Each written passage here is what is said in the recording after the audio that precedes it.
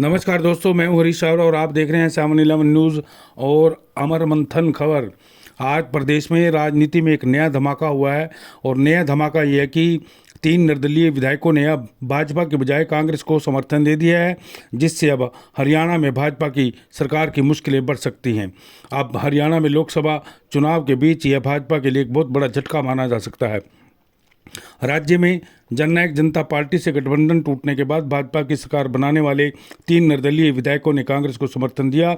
समर्थन करने वालों में निर्दलीय विधायकों में पुंडी से विधायक रणधीर गोलन, नीलोकड़ी से धर्मपाल गोंधर और चरखी दादरी के विधायक सोमवीर सांगवान शामिल हैं। तीनों ने आज हरियाणा के रोहतक में पूर्व सीएम भूपेंद्र सिंह हुड्डा की मौजूदगी में कांग्रेस को समर्थन देने का ऐलान किया। हालांकि बताया यह भी जा रहा है कि बादशाहपुर से विधायक राकेश दौलताबाद के भी कांग्रेस को समर्थन देने की चर्चा है, लेकिन फिलहाल वो आज रोहतक तो नजर नहीं आए। लेकिन बताया जा रहा है कि कुछ ही दिनों में वह कांग्रेस के समर्थन का ऐलान कर सकते हैं। अब कैबिनेट विस्तार के दौरान नायब सिंह सैनी की कैबिनेट में रणजीत चौटाला के अलावा इनमें से किसी निर्दलीय विधायक को जगह नहीं मिली थी। इस बात से चारों विधायक नाराज थे। निर्दलीय विधायकों के इस फैसले को लेकर हरियाणा की सियासत में अब नई गर्माहट आ गई है। सियासी जानकारों की यदि माने तो इसमें लगता है कि इसमें हरियाणा में भाजपा के लिए अब मुश्किलें बढ़ने जा रही हैं।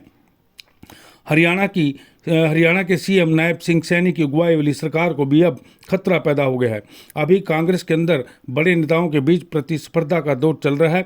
हालांकि कई गुटों ने इसमें चुनाव प्रचार से दूरी बनाई है, लेकिन माना जा रहा है कि निर्दलीय विधायक कांग्रेस प्रत्याशियों के समर्थन आकर जब चुनाव प्रचार करेंगे तो इससे कांग्रेस के पक्ष में एक माहौल भी तैयार होगा।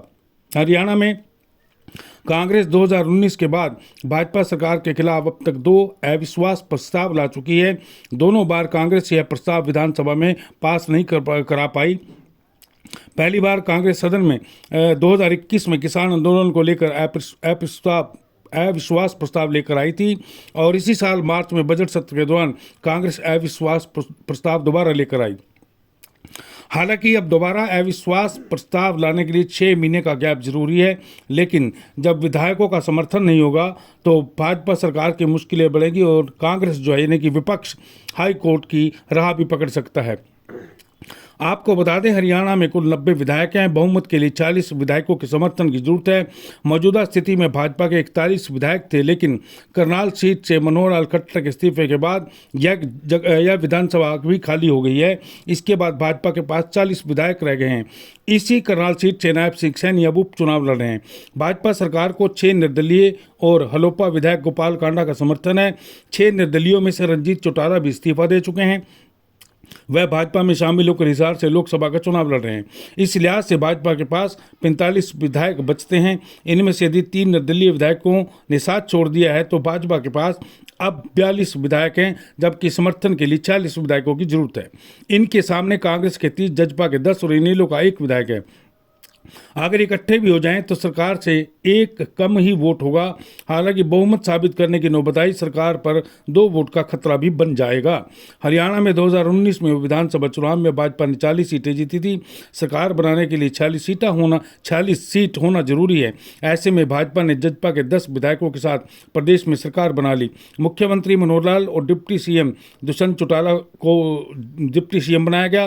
करीब 4.5 साल बाद 12 मार्च 2024 को भाजपा और जजपा का हरियाणा में लोकसभा सीटों के बंटवारे को लेकर विवाद के कारण गठबंधन टूट गया। इसके बाद कुरुक्षेत्र से सांसद नायब सैनी को विधायक दल का नेता चुना गया। इसी दिन उन्होंने हरियाणा के मुख्यमंत्री के रूप में शपथ ली।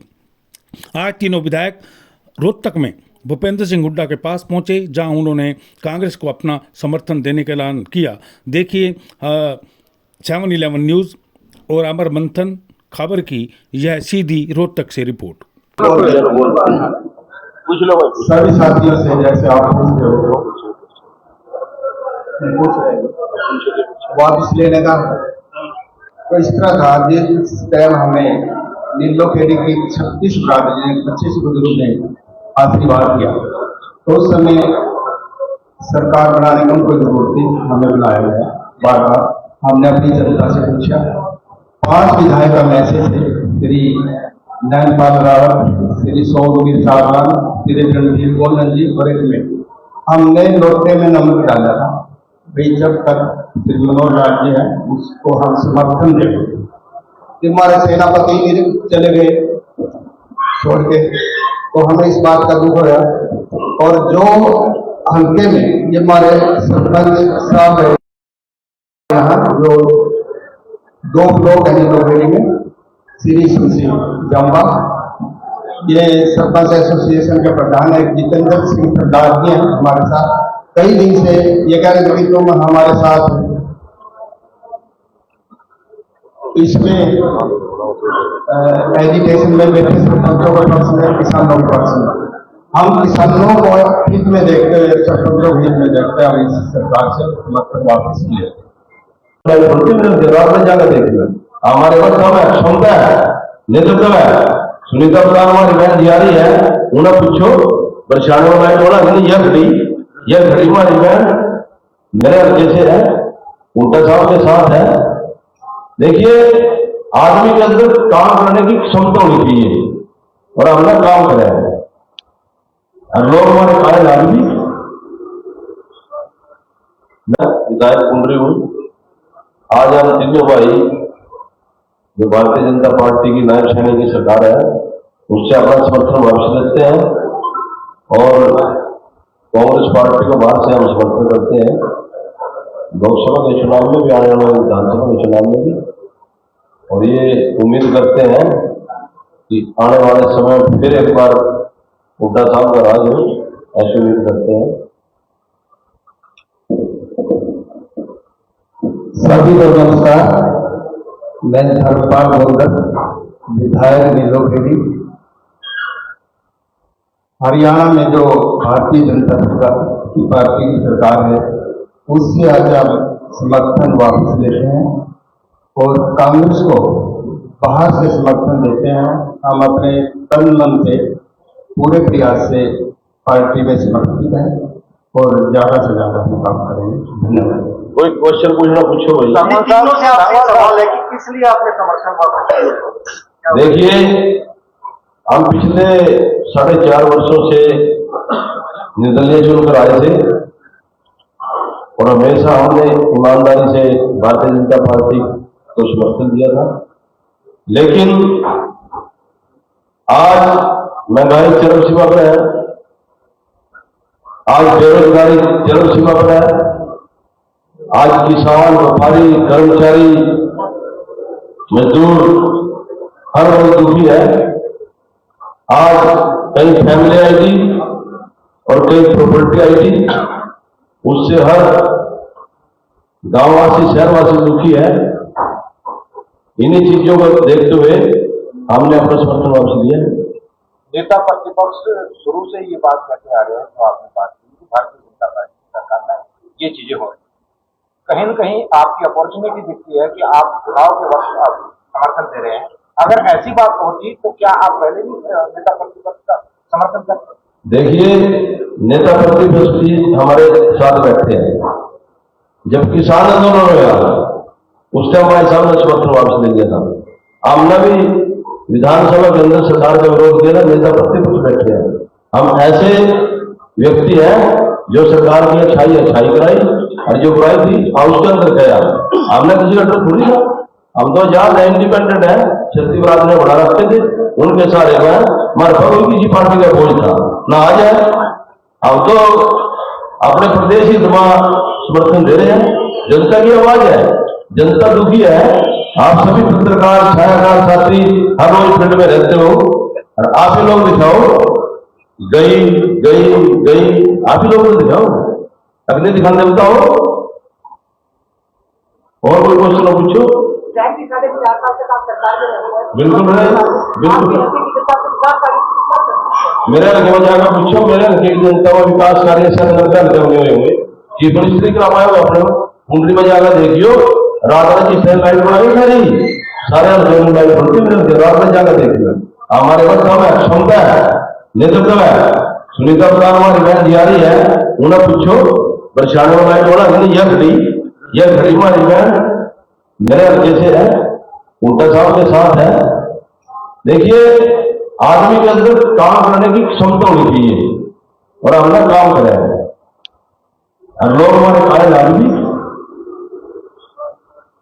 नव समझ रावण साहब, आप बोल रहे थे कि राकेश दौलताबाद भी ज्वाइन करेंगे।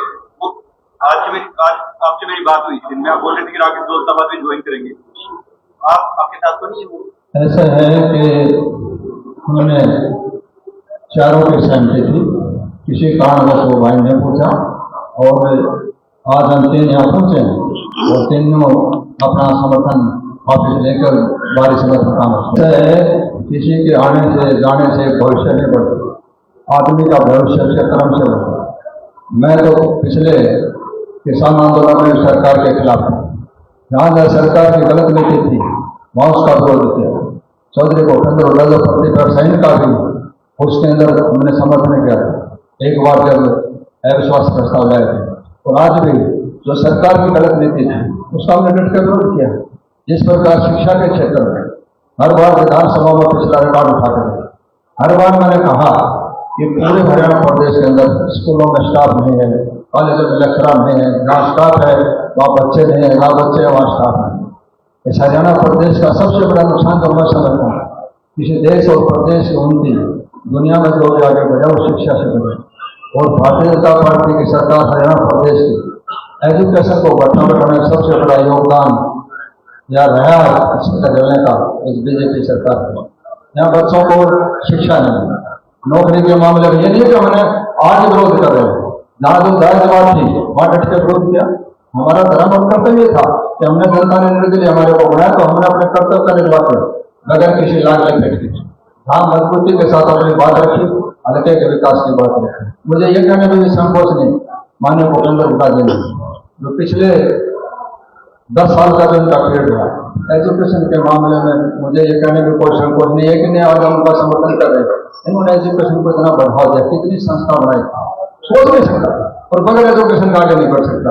सिर्फ एक ही कारण था कि बीजेपी सरकार के अंदर, उसके अंदर मैं भी जाता का फैसला करने वाले लोग में कैप्टन भी उन्होंने फैसला भी न कराया।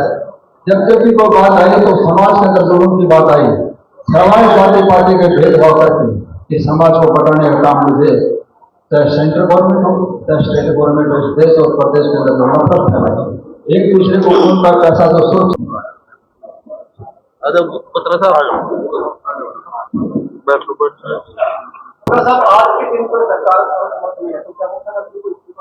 ऐसा है जो जन भावना को देखते हुए इस सरकार को इस्तीफा दे देना चाहिए और यहाँ राष्ट्रपति शासन लागू कर देना चाहिए, क्योंकि ये जन विरोधी सरकार है।